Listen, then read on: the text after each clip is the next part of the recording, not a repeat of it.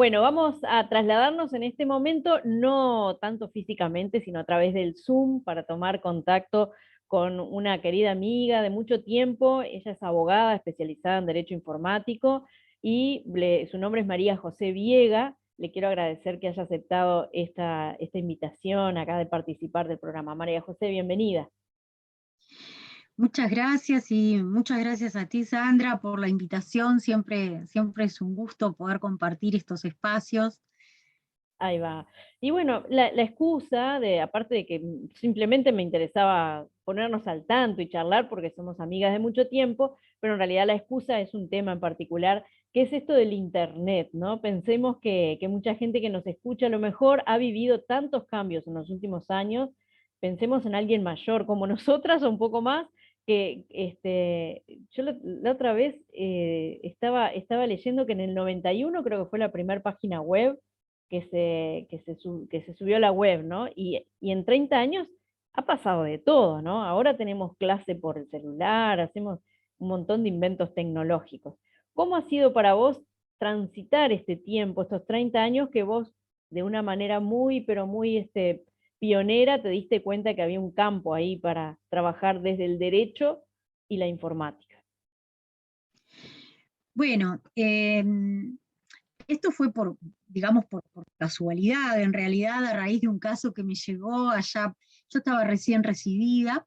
Yo me recibí en el año 92, o sea que hace mucho tiempo ya, y comencé a trabajar asesorando en materia de software, sobre todo en propiedad intelectual, todo el tema de la piratería, que era uno de los temas de aquel momento. En aquel momento era, bueno, piratería de software, contratación informática, incipientemente todo el tema de protección de datos. Y los temas en estos años han cambiado muchísimo, han sido muy dinámicos, y es como que cada vez los tiempos se aceleran mucho más y los cambios son mucho mayores, mucho más dinámicos. Y bueno, y creo que la pandemia fue el gran detonador Mm. también para que todas aquellas personas que tenían cierta reticencia, que no se acercaban, bueno, realmente comenzaron a vincularse a través de Internet, que se convirtió en la gran herramienta, ¿no? A nuestro servicio. Así es. De alguna manera, por casualidad llegaste, pero se transformó en un campo vastísimo donde ahora otras disciplinas también se están vinculando, ¿no? Yo ya he participado de varios seminarios de educación y tecnología, por ejemplo. Educación, estrategias a través de la educación a distancia y cosas así, ¿no? Con el derecho, con lo jurídico pasó lo mismo. Sí, de hecho, eh, éramos como los raros en facultad en aquellos Ujú. años, porque bueno, éramos muy poquitos. Y decían, bueno, ¿qué es esto de la tecnología, verdad? El congreso, el primer congreso que nosotros organizamos a nivel iberoamericano fue en el año 98, y hicimos con mi esposo, que es informático, hicimos la página web, que aquello era, ¿qué es esto de una página web para un congreso? Era muy, muy novedoso. Ujú. Y, y bueno, y realmente eh, los temas han cambiado. Hoy, digamos que la vedette es la inteligencia artificial, Ujú. que muchas veces nosotros no nos damos cuenta que estamos interactuando con un sistema en lugar de estar interactuando con una persona. Mm. Pero sí, la verdad que todo el proceso tecnológico ha ido tocando todas las áreas, eh, mm, obviamente el derecho y desde el punto de vista regulatorio, pero tenemos muy importantes avances en tema de salud, por ejemplo, la educación también. Yo recuerdo que por allá, por el 2006, quizá 2005, 2006, eh, fui a un congreso invitada a Bolivia y hablé de el e-learning, de la educación a distancia. Y era como aquellos que te decían, no, no se puede, es un disparate, ¿cómo vas a estar a través de una plataforma o a través? Y hoy por hoy es, digamos, de todos los días, ¿no? Yo Sí, estoy sí. dando clases por Zoom, en realidad, mencionemos la marca, pero es que hoy todo el mundo, Sí, pero hemos usado distintas plataformas, facultad también ha probado distintas cosas, y realmente se aprecia. Toda la gente del interior, por ejemplo, que bueno, nosotras dos somos un ejemplo ujú, de habernos tenido que venir a Montevideo para poder seguir estudiando. Bueno, eso hoy eh, creo que en la medida que esto siga avanzando, muchas facultades y muchos centros de estudio van a optar por tener una modalidad a distancia o una modalidad mixta para venir a dar exámenes o para venir a... Derecho prácticamente lo admite en casi la mayor parte de la carrera, quizá alguna técnica, los consultorios, capaz que requieren presencialidad, pero después todo lo demás. Si bien es cierto que, bueno, que hay matices, ¿verdad? En cuanto a la educación, el tema de las cámaras encendidas, el tema del contacto, el tema del conocimiento personal, y eso se nota. Y, por ejemplo, a nivel de graduados, que también doy clases a nivel de graduados, se nota mucho en la falta del contacto físico en lo que pueden ser los cortes para los coffees, donde perdés la inmediatez, donde, bueno, todo el mundo apaga la cámara, el micrófono y se va a hacerse un café y perdés esa charla, ¿verdad? Del claro. conocerte, del café, de las dudas, de en qué trabajás, todo ese conocimiento que evidentemente Es, aporta y es forma muy parte valioso. de... Ujú. Exacto, y eso En sí, muchos casos, cuando son profesionales ya formados, a veces eso es lo más rico de un encuentro, porque en el exacto. seminario uno encuentra ponencias que más o menos ya conoce, cosas que ha leído, cosas así, pero lo rico son los contactos que se hacen en esas charlas de café y en esos momentos de intervalo, ¿no?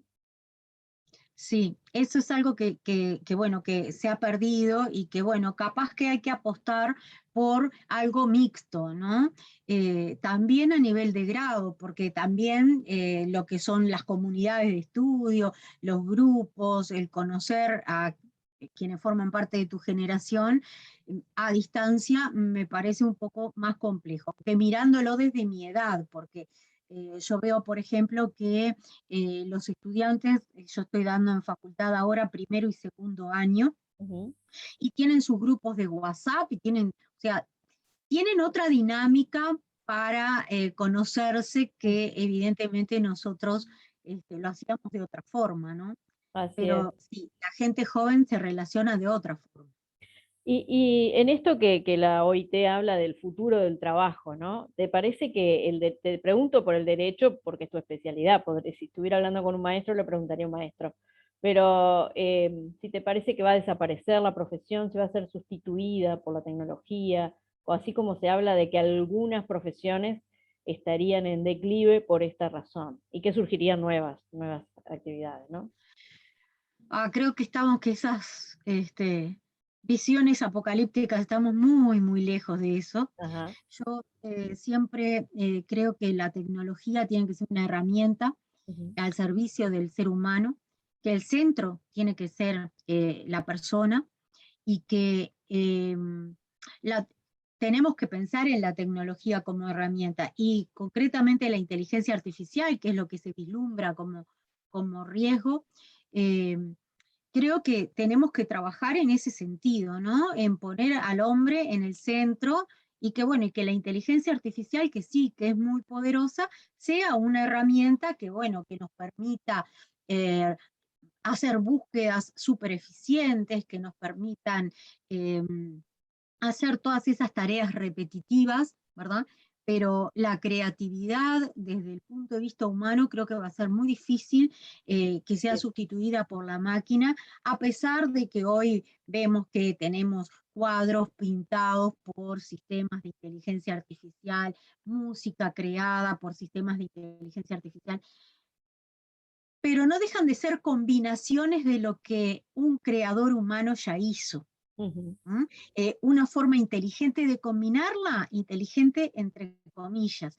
Eh, pero creo que la creación del hombre en sí me parece que va a ser eh, muy difícil que la máquina lo llegue a sustituir en ese sentido. Ujú. ¿Qué Y dilemas? Ah, perdón, no sé si habías terminado. no, que sí han aparecido noticias vinculadas a que sistemas de inteligencia artificial han ganado juicios en determinadas universidades. Estas universidades no tienen nuestro mismo sistema jurídico, sino que, eh, para que todos nos entiendan, el llamado el common law se basa en el precedente judicial, en una decisión que un juez tomó antes. Y yo, para ganar el caso, tengo que eh, lograr llegar al caso que más se le parezca. O sea, qué jueces han decidido sobre este punto y cómo han decidido. En nuestro sistema romano-germánico, nosotros, al enfocarnos en la ley, en la fuente del derecho es la ley, la interpretación de la norma es mucho más compleja. Ujú, Y por lo tanto no es tan sencillo, no se trata solo de hacer una búsqueda eficiente o de tener determinados argumentos.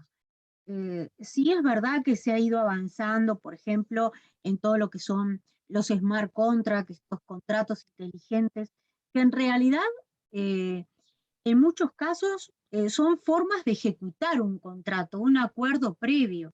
Y ahí en todo lo que dice, bueno, el escribano, que siempre es el escribano, ¿no? El escribano va a desaparecer, iba a desaparecer con la firma electrónica, y acá estamos, mm, y bueno, y se dice que va a desaparecer con la blockchain, y yo creo que no. Estas tecnologías sí, son muy poderosas y como herramienta, como instrumento, pueden ser muy útiles en el ejercicio de la profesión. ujú. Ahora, creo que no sé, nosotras seguro que no lo vamos a ver.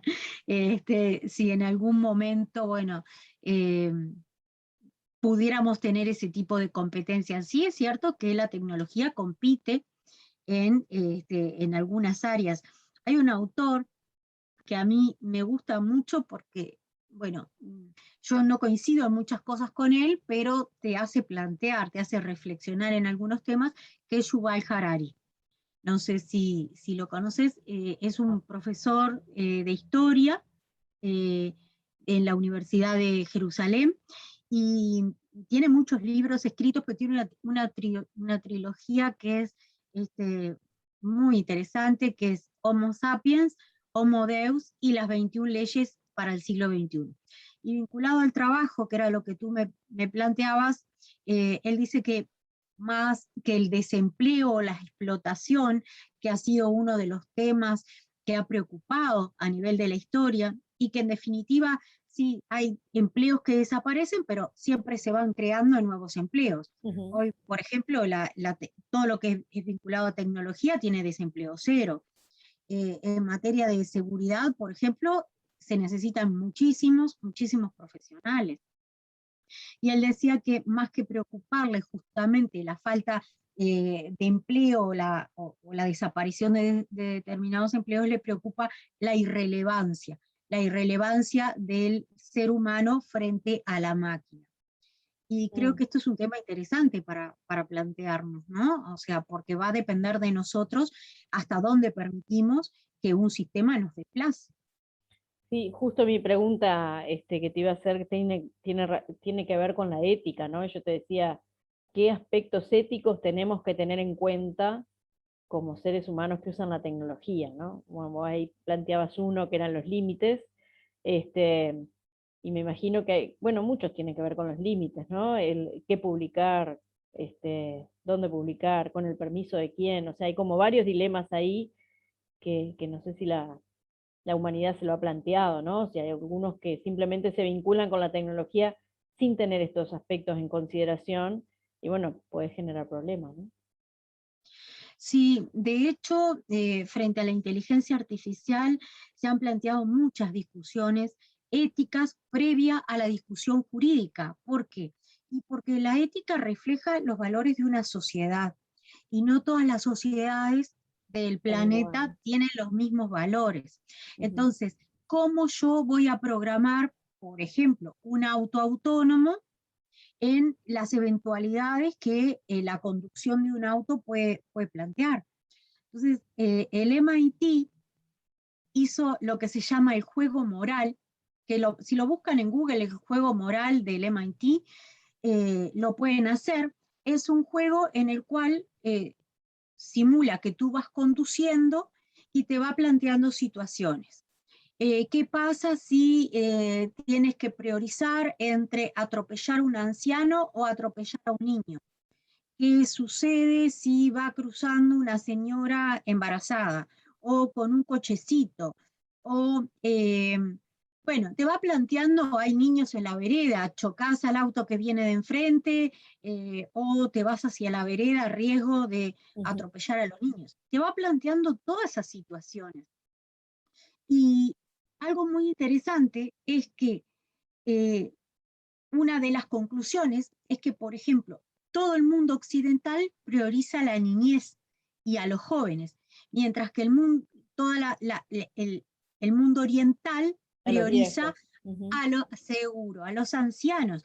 Entonces, ahí, ya desde que tú vas a programar ese auto, tenés que estar pensando en el sistema de valores de quién lo va a usar.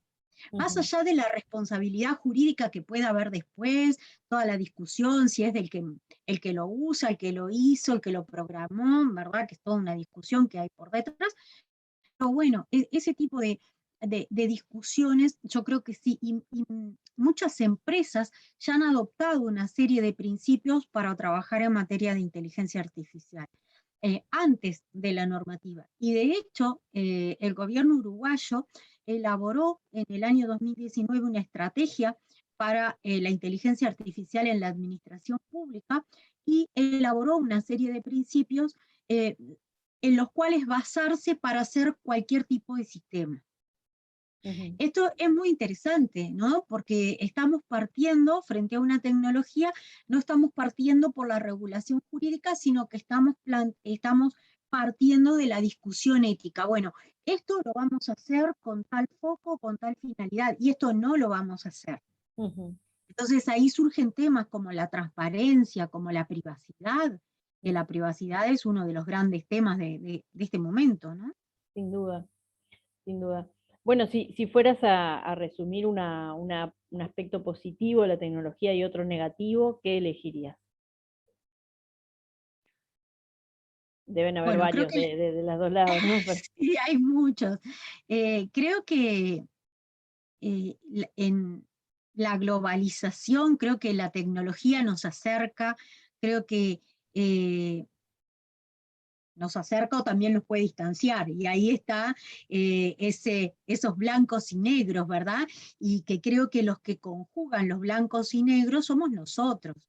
¿Ah? El límite de la adicción a determinado juego frente a un entretenimiento en un día de lluvia, no sé. Entonces, me parece que eh, la tecnología, sin lugar a dudas, creo que siempre eh, ha sido positiva en la vida del hombre en cuanto a los cambios, en cuanto a bienestar, en cuanto a acceso a la cultura, en un montón de aspectos. Me parece que como negativo, quizá lo que nosotros tenemos es que acompañar los cambios tecnológicos y educarnos en algo diferente. Antes a nosotros nos enseñaban, bueno, tenés que mirar antes de cruzar la calle, tenés que no hables con extraños, no comas nada que te dé un extraño, no sé, ese tipo de consejos, ¿verdad? Creo que hoy tenemos nuevos consejos para poder interactuar en el ciberespacio, en Internet, en forma segura. ujú. Y que tomar conciencia de las actividades que hacemos en la red o tomar conciencia, cuidarnos, es un espacio paralelo. Ujú. Y en este espacio paralelo tenemos que aprender a cuidarnos, tenemos que tomar medidas mínimas para saber cómo interactuamos con los demás, qué implica el respeto hacia los demás en las redes, eh, a quién conozco y a quién no conozco, a quién habilito el acceso, con quién me comunico. O sea, una serie de aspectos que yo sigo en la idea de centrada en el hombre y creo que dependen de nosotros. Ujú. Sí, porque digo, también se van generando, cada vez, hablando de la creatividad, ¿no? Que vos decías hoy, se van generando nuevos escenarios, nuevas formas de interactuar con la tecnología, ¿no? Aparecen los personajes creados que solamente son tecnología, los avatar o cosas así, y ahí se confunde a veces, ¿no? El ser humano se crea su avatar, su personaje, lo traduzco así para el que de repente no sabe que es un avatar, pero su personaje en la computadora que le puede poner el color de pelo que quiere, vestir como quiere, todo lo que seguramente las personas quisieran ser en la vida real y no pueden lograrlo, lo preparan un personaje ideal allí, ¿no? Y lo hacen interactuar, y parece que ahí los dilemas éticos no los atraviesa, porque el personaje no existe en realidad, pero logramos vivir a través de ese personaje cosas que en la vida real no haríamos, ¿no? Donde en la vida real están esas trabas, bueno, las leyes y demás, nos ponen determinadas normativas que nos frenan un poquito por ejemplo, el delinquir, por ejemplo, no sé, he leído historias de personas que han tenido vidas paralelas con ese avatar que han hecho cosas increíbles, algunos con el objetivo de ganar dinero, otros con el objetivo simplemente de la experiencia, pero cómo la ética también nos llega, atraviesa el ser humano también en esa doble dimensión, no es solo cuidar lo que yo hago como persona, sino lo que hago hacer en la red a esa cosa que no sabes ni cómo llamarlo, porque no existe, pero vos lo haces a funcionar, ¿no? Sí, yo me acuerdo de ya hace muchos años un juego de Second Life, que era una especie de vida en paralelo, ¿no? Pero como también nosotros somos responsables de lo que hacemos, de lo que hacemos en la red. En un primer momento se decía, el ciberespacio es como el lugar sin lugar. No, no. Hoy en el ciberespacio también nosotros somos responsables de lo que actuamos, ¿verdad? Mm. De dónde lo hacemos, este, en ese sentido, yo creo que lo que hablábamos de educarnos y de tomar conciencia, por ejemplo, muchas personas hacen comentarios a notas de prensa y ha habido procesamientos y condenas por determinados comentarios Mira. eh, que yo los escribo eh, atrás de un seudónimo y me parece que tengo el anonimato. Ujú. Y eso es muy fácil detectar quién estaba, quién se conectó por esa dirección IP y llegar a la persona que lo hizo. Entonces, ese anonimato que queremos tener atrás de un seudónimo, no lo tenemos. Si queremos un anonimato en la red es mucho más complejo, ¿verdad? Este, eh, hay que ir a la red profunda, hay que, bueno, tener determinados conocimientos técnicos para poder navegar en forma anónima, que no es lo que el común de nosotros utiliza. Entonces, Eso se ha puesto muy, muy de moda ahora, ¿no? Las personas o incluso las organizaciones que se dedican a eso, a estimular a la discusión, ¿no? Y para eso se meten como troles, digamos, a poner opiniones bajo nombres falsos, como vos decís. Se ha visto mucho en este tiempo de pandemia, también en seminarios, clases y demás, troles que aparecen a distorsionar, yo qué sé, a gritar, a decir obscenidades, este, y bueno, y no sé eso cómo se puede, no sé si eso hay una regulación a nivel jurídico para este tipo de cosas. mm, el tema de seguridad es un tema complejo, porque como tú decís, sí, si bien están los troles, pero también, por ejemplo, hay con inteligencia artificial yo puedo crear personas falsas, con caras y con voces falsas, y eso les puedo crear perfiles en las redes sociales y puedo generar corrientes de opinión, Mm. ¿m? Cuando en realidad, pero en realidad esas personas no existen, yo estoy manipulando la opinión pública o manipulando la opinión de determinado sector. Y ahí es uno de los temas, uno de los aspectos que a mí siempre me preocupa de la inteligencia artificial, que es la libertad. Ujú. Hasta dónde los algoritmos pueden llegar a determinar a las personas en la medida que las personas no son conscientes, por ejemplo, frente a una noticia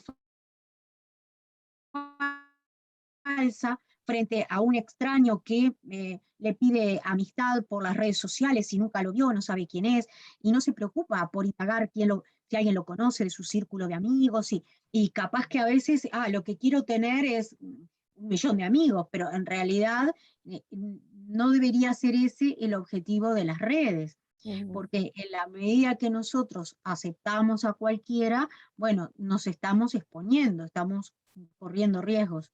Ujú. Te cuento que eh, AGESIC hizo una campaña eh, que se llama Seguro te conectás, que si entras a Google y pones Seguro te conectás, hay una serie de videos, hay una serie de consejos para conectarse y para navegar seguro, y hay Eso. una guía para abordar, que tiene recomendaciones que están muy interesantes, porque en la última etapa en el 2019, esta campaña ya es una campaña que empezó en el 2014, ya tiene unos cuantos años, y en el 2019 se enfocó a la familia y a los docentes y a los educadores de primer y segundo nivel, con lo cual es una herramienta interesante para tener en cuenta en esto de que hablábamos de que tenemos que cambiar un poco la cabeza y enfrentarnos a la tecnología desde otro lado, ¿no?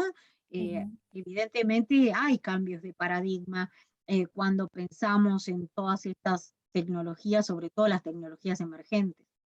Ahí va. Bueno, dejar consejos es lo que nos queda, ¿no? Una es esta. Pueden visitar a la página de GESIC y buscar los videos que son educativos y que de alguna manera muestran algunas pautas para poder estar seguros en la navegación en Internet. Ese puede ser un consejo. ¿Algún otro que quieras dar a nuestros oyentes acerca de esta nueva realidad, digamos, ¿no? Que la gente a veces tan ingenuamente navega por las redes, pone fotos íntimas, íntimas no digo nada que tenga que ver con su intimidad sexual, sino que tienen íntimas de la familia, de los niños, o sea, se expone, digamos, como mucho, ¿no? A todo el mundo. Entonces, ¿qué consejos podemos dar en estos nuevos escenarios? Bueno, configurar las redes sociales desde el punto de vista de la privacidad. Nosotros podemos crear en las redes grupos que son independientes para que no se mezcle lo que publicamos a nuestros compañeros de trabajo, por ejemplo, con lo que publicamos para la familia o para los amigos.